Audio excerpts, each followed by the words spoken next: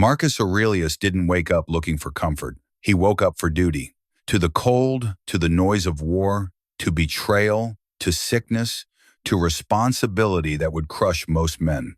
And yet, he rose again and again. Not because he was superhuman, but because he had something rarer: discipline. He trained his mind to be stronger than his circumstances. Let me ask you something. How do you begin your day? Do you reach for your phone before you even open your eyes? Do you scroll through news, messages, notifications, absorbing chaos before you've taken your first conscious breath? Most people do. And without realizing it, they carry that noise into every decision, every reaction, every moment that follows. But what if you didn't? What if, like the Stoics, you began your day deliberately, not reacting, but leading? What if the first hour of your morning wasn't stolen by distraction, but shaped by wisdom, clarity, and control? This isn't about following a trendy morning routine. It's not about coffee rituals or fancy journals. It's about something deeper: philosophy in motion. The Stoics, Marcus Aurelius, Epictetus, Seneca, didn't live easy lives. They faced chaos, loss, humiliation, and yet they ruled their inner world. They didn't wait for good days. They created them through thought, discipline, and perspective. That's what this video is about: 12 Stoic morning habits. Time-tested principles designed to help you rise, not just wake up. These aren't motivational slogans. They're daily practices, simple, clear, and brutally effective.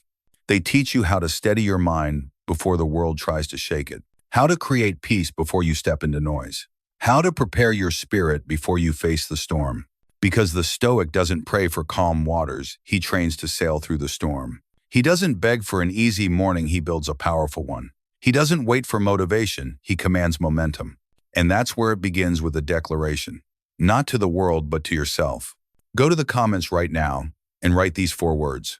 I command my mornings. Say it, write it, mean it. Because this is more than a sentence, it's a promise. A promise that you will no longer surrender your first hour to chaos. A promise that you will begin with purpose, not passivity. A promise that you will not drift, you will direct. The Stoic morning isn't about control, it's about ownership. Ownership of your attention, your choices, your energy. When you claim your morning, you reclaim your life. So take a deep breath, feel this moment, the quiet before the day begins. And remember, you don't need to wait for a good day. You just need to create one. Let's begin. Soft instrumental background, slow sunrise, calm tone of narration.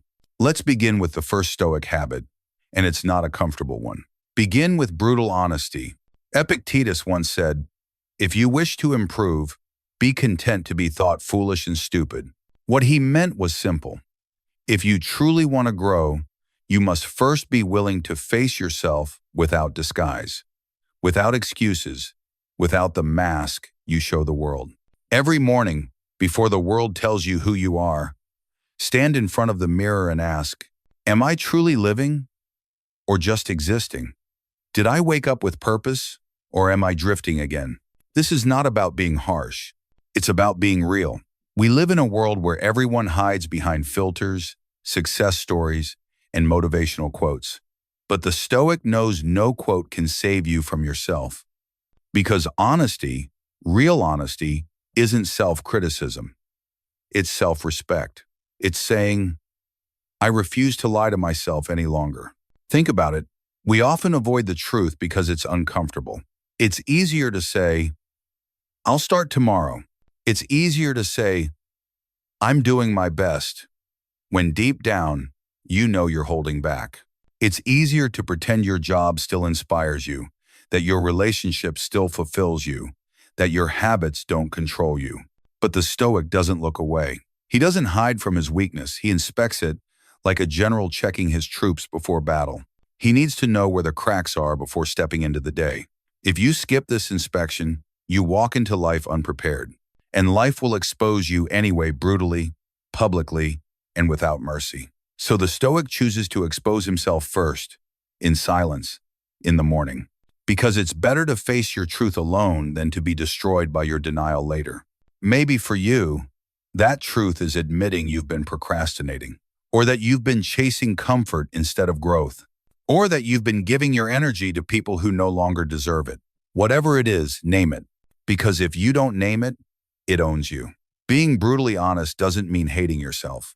It means respecting yourself enough to stop pretending. Like a surgeon finding a tumor early, yes, it hurts, but it saves your life.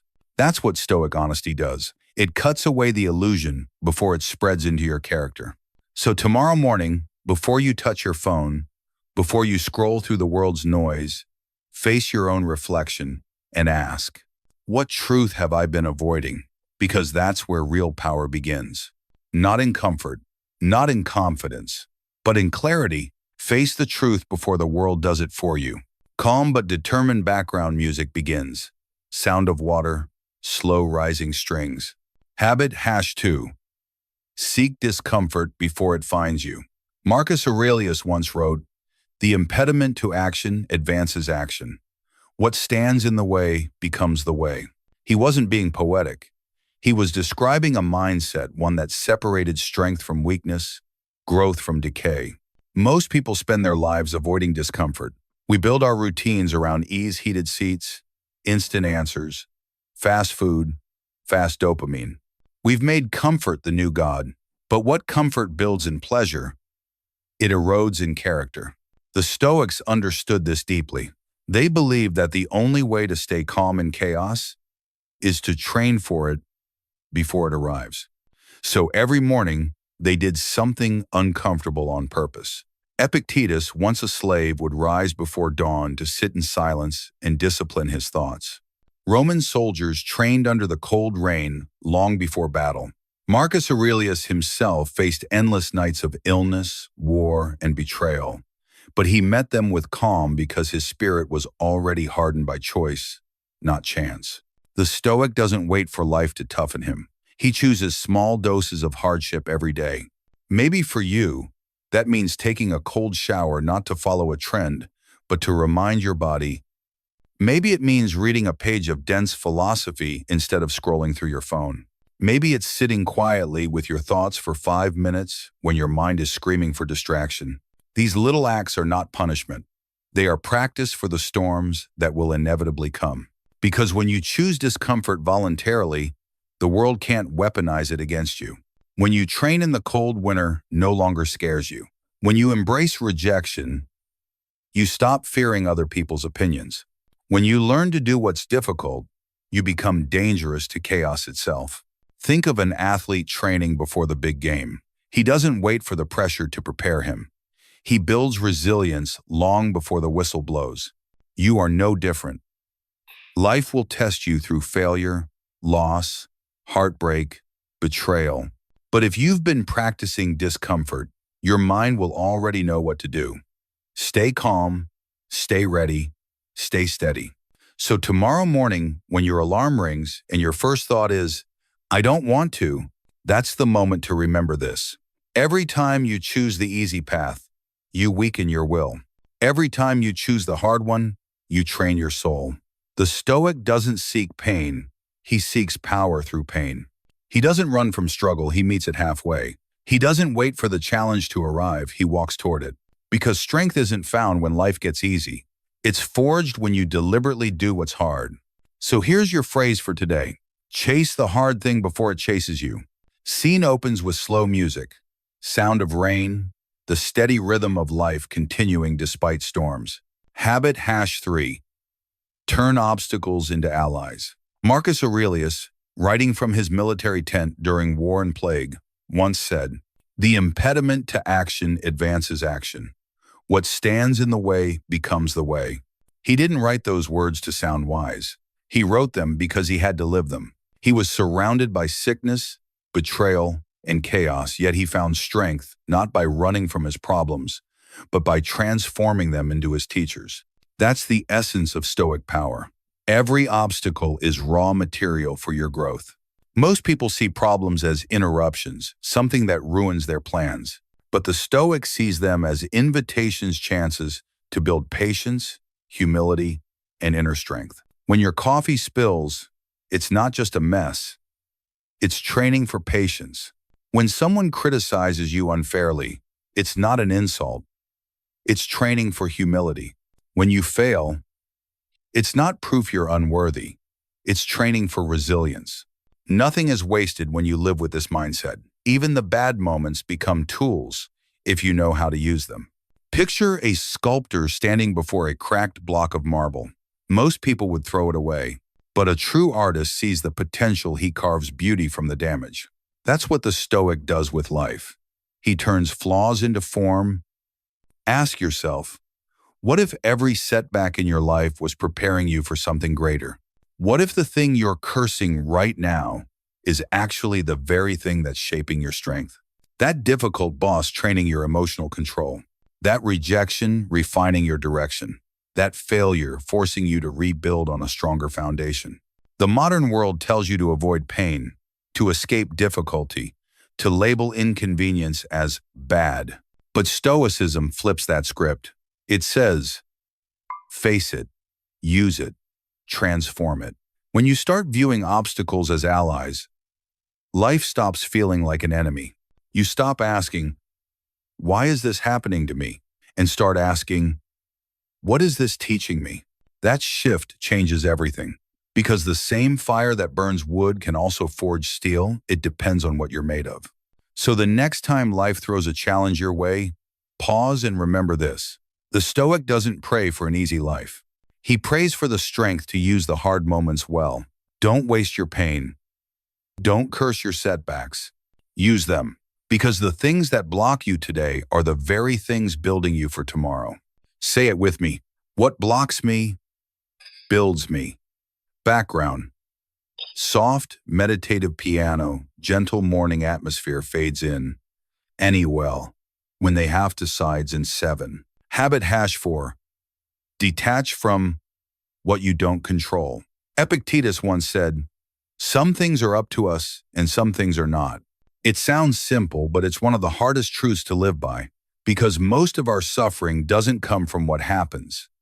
It comes from trying to control what never belonged to us in the first place. Think about it.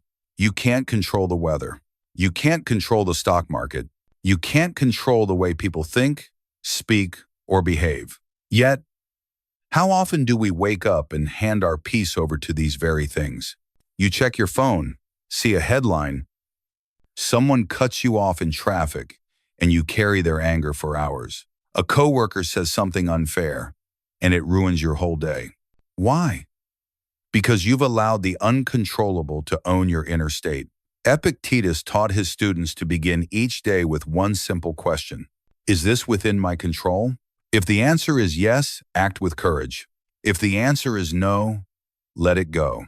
It's not weakness to release what you can't command. It's wisdom. It's the difference between a calm life and a chaotic one. Imagine holding a rope tied to a wild horse. The tighter you grip, the more you get dragged. That's what happens when you cling to outcomes, approval, or perfection. But the moment you release the rope, you stop suffering. You're not giving up. You're taking your power back. Because the truth is, control is not found in the world, it's found in your response to it. You can't control what happens, but you can always control how you meet it. You can't control whether someone respects you, but you can control how you carry yourself. You can't control if a storm hits, but you can prepare your ship. That's Stoic freedom, not in bending the world to your will, but in mastering your reaction to what the world gives you.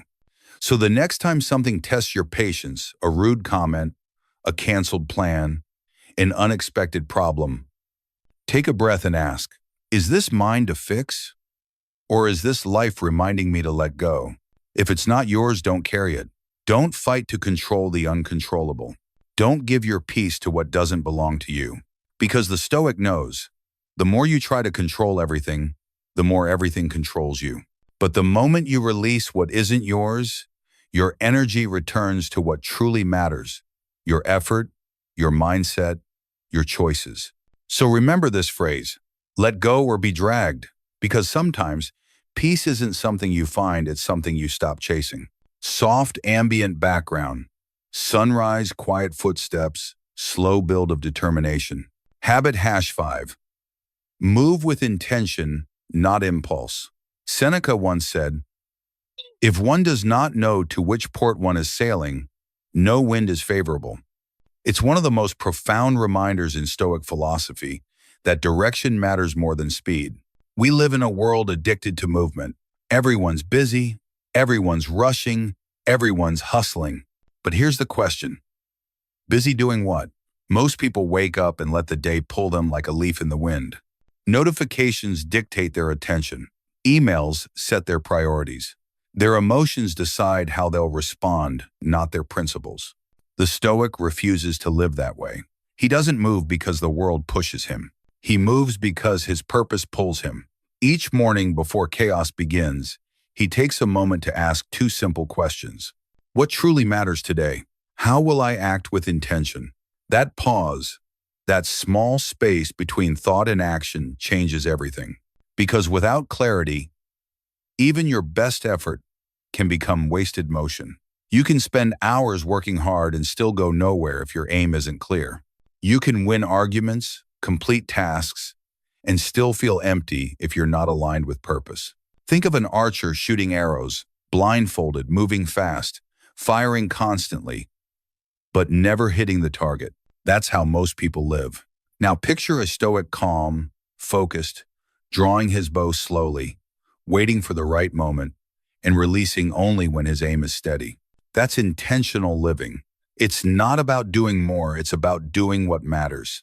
It's not about reacting, it's about responding with reason. The Stoic knows that motion alone means nothing without direction. You can see this everywhere in life. A person chasing validation running in circles. A person chasing, meaning moving forward with quiet purpose. One burns out. The other builds peace. So ask yourself, am I reacting to life or am I designing it? Am I chasing everything or am I focusing on the few things that truly matter? Every time you act without reflection, you hand over control to impulse. Every time you act with intention, you reclaim that control. And that's what Stoicism is not about slowing down, but about aligning motion with meaning. So tomorrow morning, before you rush into the day, pause. Take 1 minute to decide what kind of person you will be today. Will you act out of emotion or out of purpose? Will you move with distraction or with discipline? Because as Seneca warned, if you don't know where you're going, every wind will feel like a storm. But if you do, even chaos becomes your ally. So remember this, don't move unless it moves you forward. Background. Gentle piano and ambient wind, the mood shifts to quiet strength. Habit #6. Carry yourself with quiet dignity. Marcus Aurelius once wrote, "Waste no more time arguing what a good man should be. Be one." Simple words, yet they cut deep.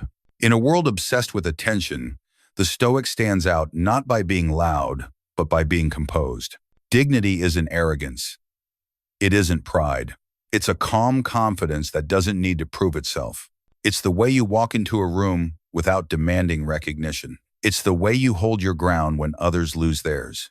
The Stoic doesn't wear his values on his sleeve, he embodies them. He doesn't shout about who he is, he shows it in how he behaves. His power isn't in dominance, but in presence. Think about the world we live in today. Everyone wants to be seen, to be heard, to be validated. We argue online, chase likes, and shout opinions into the void. But the louder the world becomes, the more powerful quiet strength becomes. You can feel it when you meet someone truly grounded. They don't rush to speak. They don't flinch under pressure. Their silence says more than other speeches ever could. That's dignity, controlled energy, directed purpose. In ancient Rome, philosophers were mocked for their simplicity, for their plain clothes, for walking alone, for not joining the political games. But they didn't care, because they understood. It radiates from self-respect. Carrying yourself with dignity means choosing calm over chaos. It's pausing before reacting. It's speaking with clarity instead of noise. It's holding yourself to a higher standard, even when no one's watching. Picture this.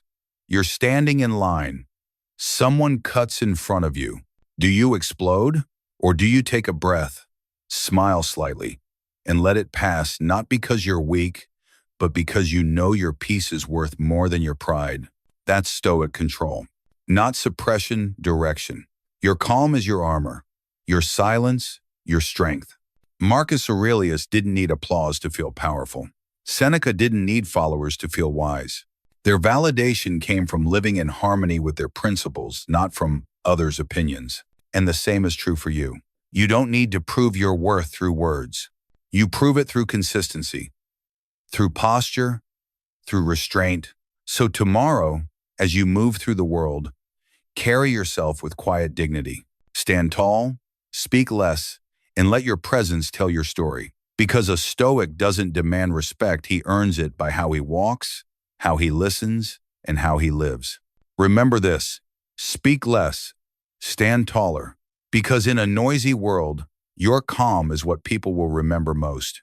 Background: soft, meditative piano fades in a still atmosphere, like early morning silence. Habit #7. Observe your emotions before they lead you. Seneca once said, "We suffer more in imagination than in reality." And he was right, because most of our pain doesn't come from what actually happens. It comes from how we react to it. We live in an emotional world. Every headline wants to outrage you. Every post wants to trigger you. Every conversation can pull you into someone else's chaos. And without realizing it, you hand over your peace to every situation that pushes your buttons. The Stoic refuses to live that way. He knows emotions are powerful, but they are not in charge. That's why each morning, a Stoic takes a few quiet moments to do something most people never do: observe. He doesn't suppress his feelings. He studies them. He asks, what am I feeling right now? And more importantly, why? Because the person who doesn't understand their emotions will always be ruled by them. Think about it. Anger can make a wise person foolish in seconds. Fear can paralyze you before you even start. Pride can make you lose what humility could have earned. But awareness breaks the chain. Imagine holding a glass of muddy water. If you shake it, the water stays cloudy. But if you set it down, the dirt sinks and the water clears. That's what observation does to the mind. It lets your emotions settle so you can see clearly again. Marcus Aurelius practiced this every morning. He would write to himself, "Today you will meet people who are selfish, arrogant, deceitful, not out of cynicism but preparation." He reminded himself that his peace was his responsibility. He couldn't control their behavior, only his reaction. That's emotional mastery. Not pretending you don't feel, but deciding not to be owned by what you feel. You might wake up anxious, irritated, or sad. That's okay. You don't need to fight those emotions. You just need to witness them. Watch them pass like clouds in the sky. Because emotions are signals, not commands. They can inform you, but they should never control you. So the next time anger rises, don't react, recognize. When fear whispers, don't run, listen. When sadness comes, don't drown in it. Breathe through it. The Stoic doesn't numb his heart, he trains it. He doesn't chase happiness, he cultivates steadiness. He knows that peace doesn't come from avoiding emotion, but from mastering the space between emotion and action. So tomorrow morning, when you feel something strong, pause, notice it, name it. Don't follow it blindly. Because this is the truth. Your emotions are meant to serve you, not rule you. Remember this phrase: feel it, don't follow it. That's the difference between being reactive and being free. Background: soft morning piano, gentle sound of birds or wind symbolizing a new beginning. Habit #8. Feed your mind before the world does. Epictetus once said, "The soul is dyed by the color of its thoughts." Every morning, the Stoics began their day by choosing that color deliberately. They knew something we've forgotten in our modern world. Whatever you let into your mind first will shape the rest of your day. Think about your own mornings. What's the first thing you feed your mind? For most people, it's noise notifications, headlines, arguments, comparison, distraction. You scroll, you react, and before you've even had breakfast, your peace has been hijacked. But the Stoic does the opposite. Before the world floods in, he sets the tone. He chooses what enters his mind carefully, consciously, and with purpose. In ancient Rome, Marcus Aurelius began each morning by reading philosophy and writing to himself not to impress others, but to prepare his soul. Epictetus reminded his students to reflect before speaking or acting. Seneca wrote letters of wisdom not for others, but to discipline his own mind. That's the Stoic way to train your thoughts before the world trains them for you. In our time, that might mean spending the first 10 minutes of your day in silence, reading a page from Meditations, writing one sentence in your journal about what matters today, listening to something that uplifts instead of something that angers. Because if you don't feed your mind intentionally, the world will feed it accidentally. And the world's diet is junk outrage, fear, vanity, distraction. If you let that in first, it will set the emotional temperature for your entire day. But when you start with wisdom, everything shifts. A calm mind creates a calm day. A focused morning creates a powerful life. Imagine your mind as a blank canvas each morning. The first colors you use decide the picture you'll paint for the rest of the day. So choose your colors carefully: stillness, gratitude, strength, reflection. This is why Stoics treated mornings as sacred. They didn't rush. They didn't let chance decide their mindset. They built it. Stroke by stroke, thought by thought. You don't need an hour-long ritual. You just need 5 quiet minutes to align your mind with truth before the noise begins. Because the moment you take control of your thoughts, you take control of your life. So tomorrow morning, before you check your phone or open your inbox, ask yourself, what do I want to think about first today? What will I allow to color my soul? Feed your mind before the world does, with clarity, with wisdom, with purpose. Remember this: start your mind before the world starts you, because the world doesn't need a louder mind, it needs a stronger, calmer one. Background: calm, haunting piano fading into the quiet sound of wind or distant bells. Habit #9. Remember that you could die today. Marcus Aurelius wrote, "You could leave life right now. Let that determine what you do, say, and think." At first, that line sounds dark, but it's not about fear. It's about focus. It's about living with precision, because time is the one thing we'll never get back.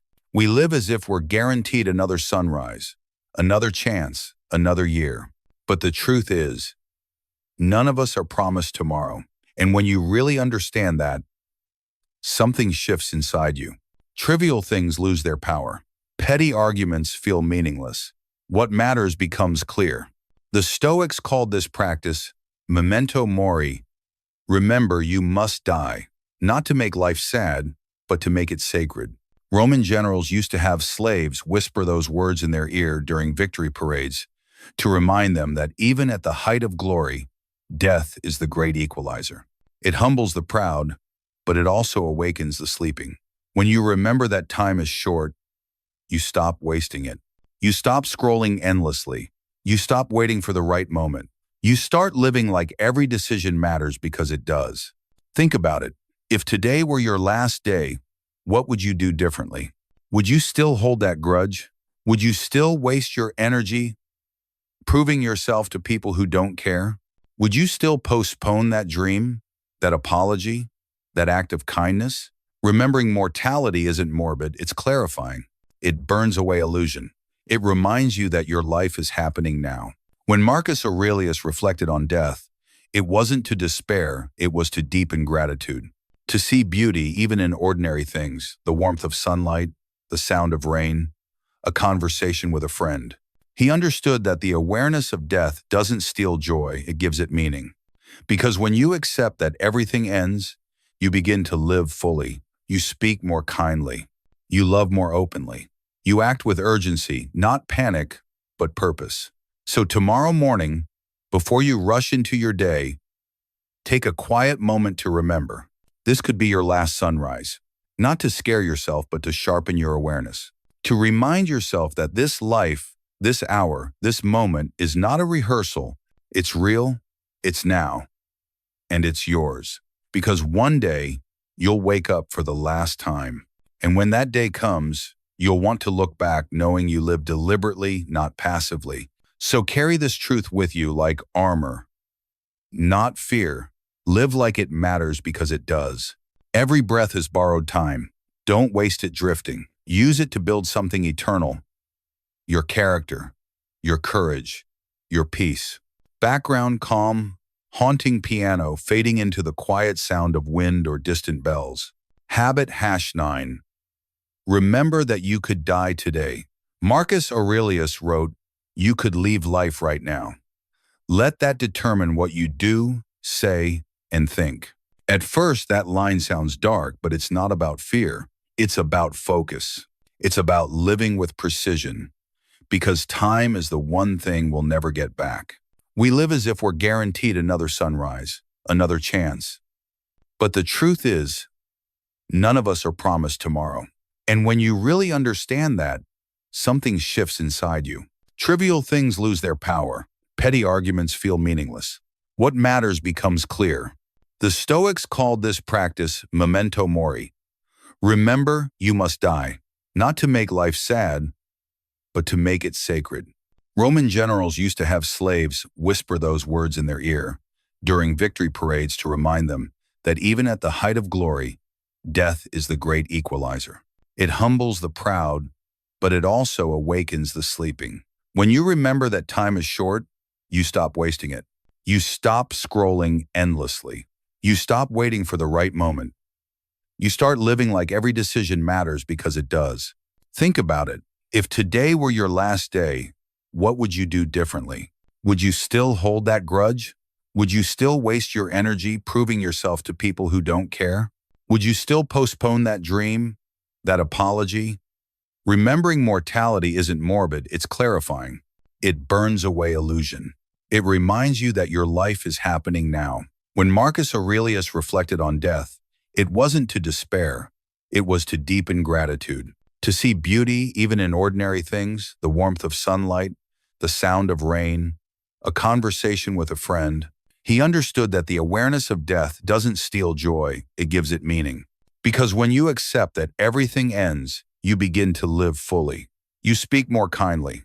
You love more openly. You act with urgency, not panic, but purpose. So tomorrow morning, before you rush into your day, take a quiet moment to remember. This could be your last sunrise, not to scare yourself, but to sharpen your awareness.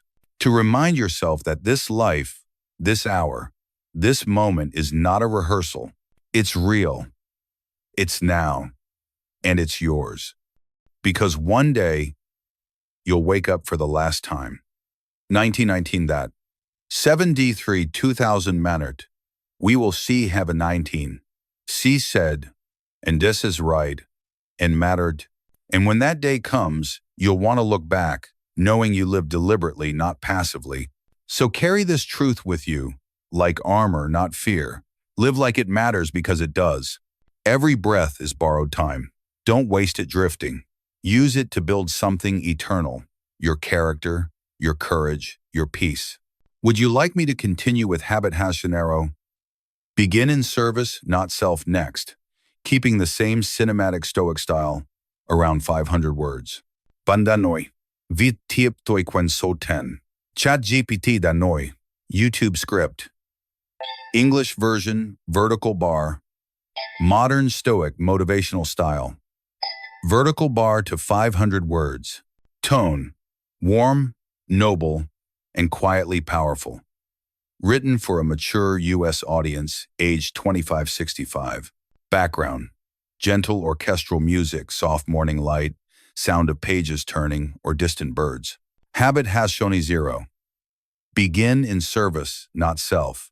Marcus Aurelius, emperor of Rome and servant of philosophy, once wrote, "What is not good for the hive is not good for the bee." It's a simple reminder. Your life isn't just about you.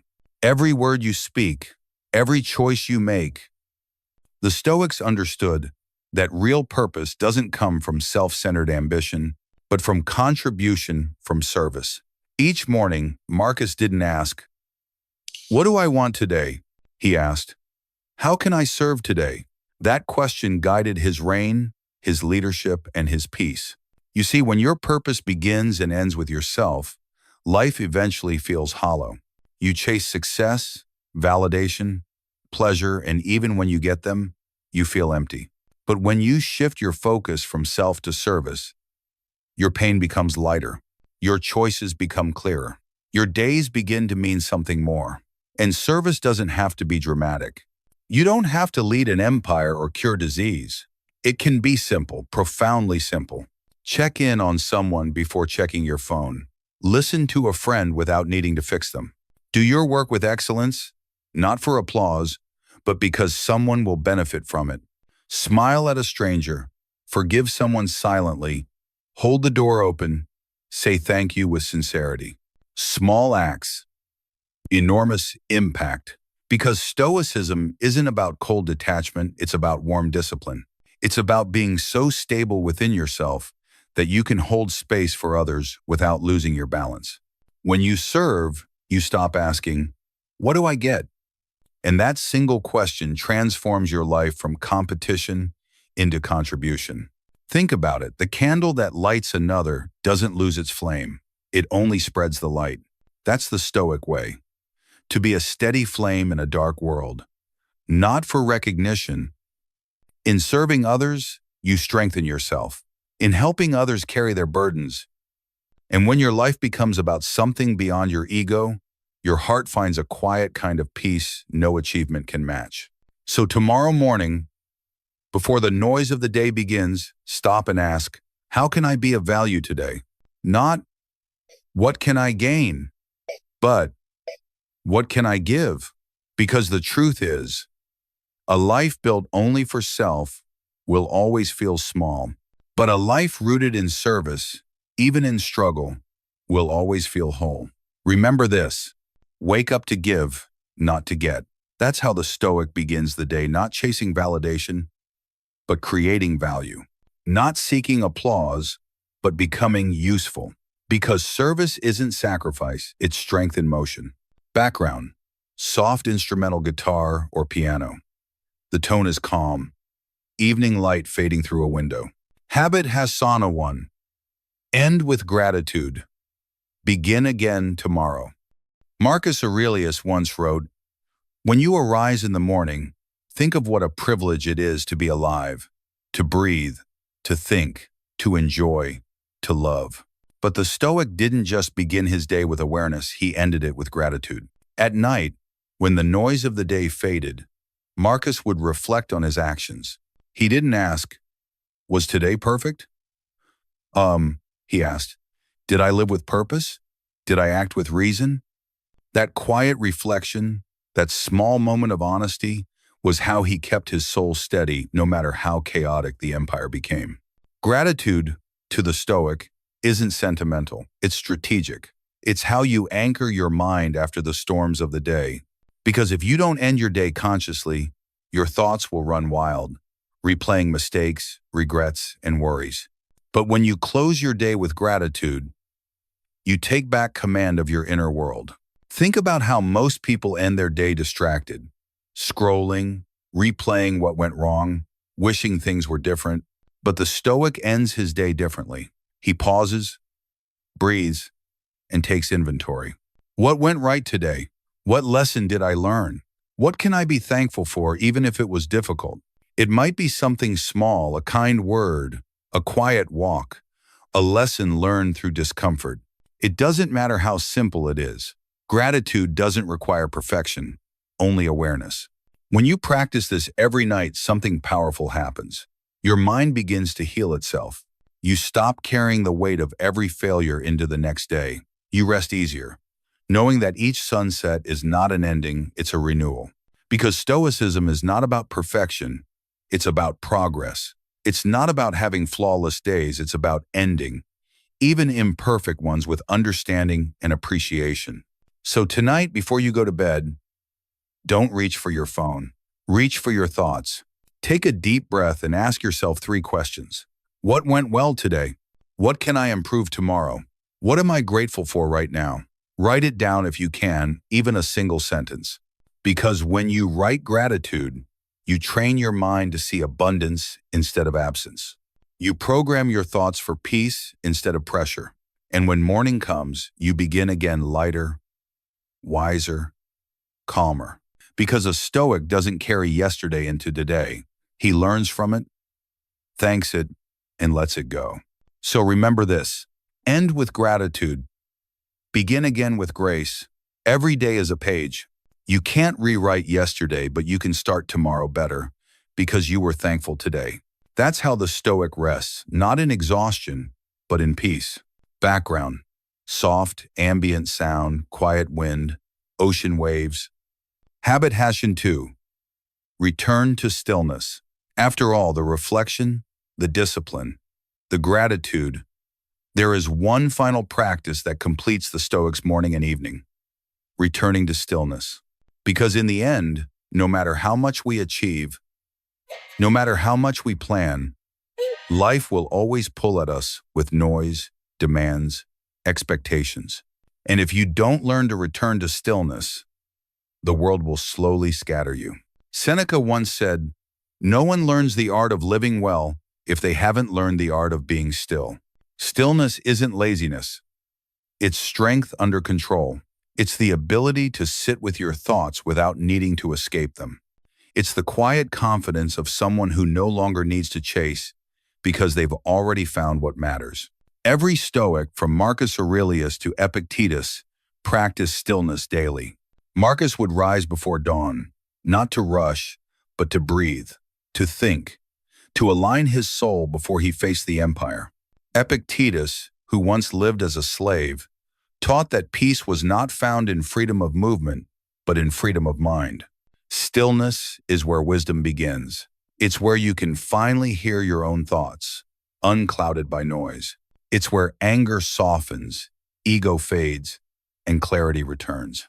We often think strength looks like action, pushing, grinding, fighting, but the Stoic knows that true strength is found in the pause, the moment between impulse and response. That's where your power lives. In the modern world, stillness is rare. We fill every empty space with screens, with sound, with stimulation. We fear silence because silence forces us to face ourselves. But that's exactly why you must return to it. Try this. Each morning or evening, give yourself 5 minutes of complete stillness. No phone, no background music, no talking. Just breathe. Sit. Listen. At first, it will feel uncomfortable. Your mind will wander. You'll feel restless. But stay. Stay long enough for the noise to fade. Because beneath that noise is something sacred. Awareness, peace, presence. Stillness doesn't remove problems. It reveals perspective. It reminds you that no matter what's happening outside, you can always return home to yourself. The Stoics' goal was never to escape life, but to engage with it wisely, and wisdom grows only in silence. In that silence, you remember what truly matters. Not success, not recognition, but serenity. So tonight, when the day ends, or tomorrow before it begins, find a quiet space. You don't need to fix anything. You just need to be. Because when your mind is still, your strength awakens. And from that stillness, everything else becomes clear. Remember this: in stillness, strength awakens. That is where the Stoics' journey begins and ends, not in noise, but in peace. Background: slow orchestral rise strings, soft drums, and a warm tone of finality. Conclusion: command your mornings, master your life. You've now walked through the 12 Stoic morning habits, not just routines, but philosophies for living. Each one a small step, a quiet discipline, a moment of truth. You began with brutal honesty, facing yourself without disguise. You learned to seek discomfort before it finds you, to train your mind through chosen challenge. You discovered how to turn obstacles into allies, seeing lessons where others see limits. You learned to detach from what you can't control, freeing your energy for what truly matters. You moved with intention, not impulse, choosing direction over distraction. You carried yourself with quiet dignity, walking through chaos with calm strength. You observed your emotions before they led you, transforming reaction into reflection. You chose to feed your mind before the world does, anchoring your soul in wisdom. You remembered that you could die today, not to fear, but to live with urgency and meaning. You began your day in service, not self, shifting your focus from you ended with gratitude, closing each day in peace, not regret. And finally, you learned to return to stillness, the silent space where true strength begins. These aren't just ideas. They are weapons, shields, anchors. They are the disciplines that transform chaos into clarity, noise into direction, weakness into power. Because Stoicism was never meant to stay in books, it was meant to be lived. Marcus Aurelius didn't write Meditations for the world, he wrote it for himself. To survive the storms of power, betrayal, and loss. Epictetus didn't speak from comfort, he spoke from chains.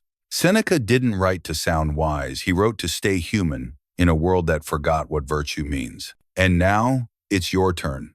You don't need to live like an emperor, to think like a Stoic. You just need to wake up and take command of the only kingdom that truly matters, yourself. When you master your mornings, you master your mind. And when you master your mind, the world can no longer shake you. Not failure, not judgment. Because you've built something stronger than motivation, you've built discipline. You've built presence. You've built a life that cannot be broken by the storms of circumstance. So tomorrow, when you wake up, don't scroll, don't rush. Stand still, breathe deeply, remember your training, face the truth, choose the hard thing, turn obstacles into power, let go of what isn't yours, move with purpose, walk with dignity, observe, reflect, breathe, and then serve. Give, be grateful. Be still. Because life doesn't wait. It won't pause for your motivation or your mood. It demands presence. And the Stoic, the modern warrior of the mind, is always ready. Remember this. You don't rise to the level of your motivation, you fall to the level of your training. Train your mind every morning. Command your habits. Command your thoughts. Command your day. And when the world grows loud, when people lose their balance, when life hits hard, you will not fall apart. You will return to stillness, because that's what it means to live. Not to escape life, but to meet it head on with calm eyes, a steady heart, and unshakable purpose. You don't just wake up early, you rise differently, not as a victim of time, but as its master. Not as a seeker of comfort, but as a builder of character. You command your mornings, and in doing so, you command your life.